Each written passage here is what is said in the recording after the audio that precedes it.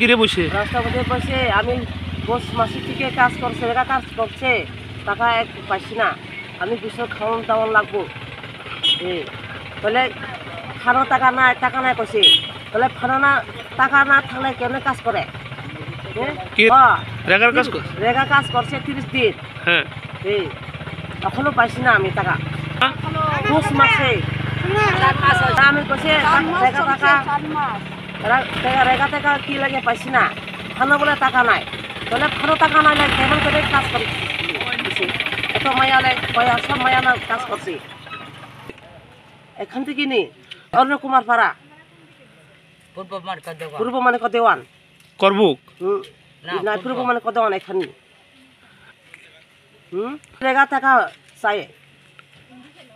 আজকা দুগাই দাও কালকে, নাইলে আর আমি আজকা না দুগাই দিলে আমি আর করবো, আর কালকা করবো আমি।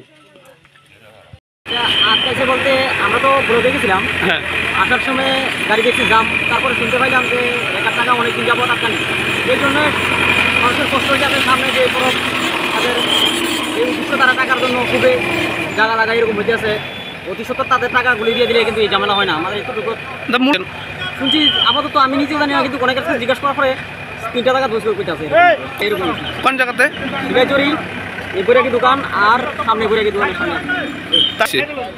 শুনছি 1,000 টাকা হই, বর্তমানে 1,000 টাকাই বিশেষ সমস্যা। জনসাধারণত এই টাকাগুলি পাইতে আছে না, যে তারা অনেকেই পরিস্থিতি মানে কষ্টে ভোগ করতে আছে, কারণ কাজ কারবার নাই। মানুষের এই টাকাটার আশায় একটা বই রয়েছে সামনে খরচ করবো, এই জন্যে কিন্তু এটা খুবই প্রয়োজন, ইদানিং দিয়ে দিলে ভালো হবে।